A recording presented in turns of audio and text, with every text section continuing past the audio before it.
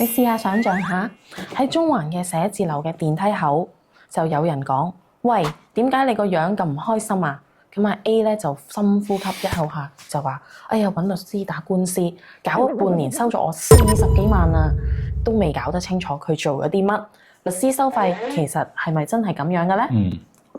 咁呢個問題咧，香港真係好多人都唔知嘅。咁啊，律師收費咧就唔係平，都係一件事嚟嘅。咁但係咧就唔代表律師係亂收費㗎，因為法律咧其實有要求講明咧，律師對每個客人咧講得清清楚楚、透明，可以追究安排嘅責任嘅。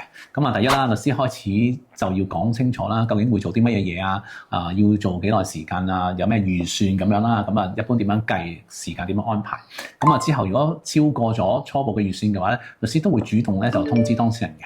咁啊，亦都咧會傾好咗啦，定時要匯報啦。咁啊，用咗幾多錢啊？咁啊，如果你對賬單有爭議咧，你都真係有權咧去申請咧法庭去評定。咁啊，由法庭決定咧幾多錢先合理嘅。即係話咧，律師咧係唔可以自己話幾多錢就幾多錢㗎。都可以咁講嘅。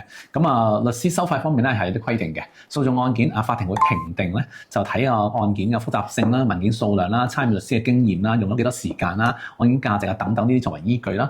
仲有幾樣嘢咧係絕對唔可以嘅。第一日唔可以咧，律師係唔可以咧做呢個索償代理安排嘅。即係咧就第三者出錢俾你打官司之後瓜分你嘅賠償。第二個一定唔可以咧，就係唔可以不成功不收費咁樣嘅。咁喺訴訟入邊，咁第三個唔可以咧，就唔可以咧就係不合理咁推高價錢啦，或者係不合理咁樣低價去搶市場都唔得。咁律師行本身又有啲咩權利咧？有㗎，律師可以要求你預付費用啦，咁可以喺完工之後出帳單俾你啦，咁或者係如果你同意咁一般咧就會出中期帳單啦。咁就如果帳單過咗期嘅，你唔俾錢嘅話，律師梗係要入稟法庭追翻你律師費啦，扣住啲文件等等咯。咁大律師咧，大律師費又點咧？聽講更加貴喎。咁唔一定嘅，大律師係律師研聘嘅，收費其實都一樣按時計算，咁亦都按佢每項工作啦，咁樣案件咁樣安排都有嘅。咁佢哋嘅收費都係一樣按住年資啦、經驗啦、案件複雜度啦、緊急性啦，同埋相同嘅專業程度咧去影響嘅。咁上庭咧咁有呢個委聘書啦，係咪？上庭就有委聘費啦。咁即係第一日上庭連同準備功夫啦，之後每一日咧就有個叫做延續嘅聘用費。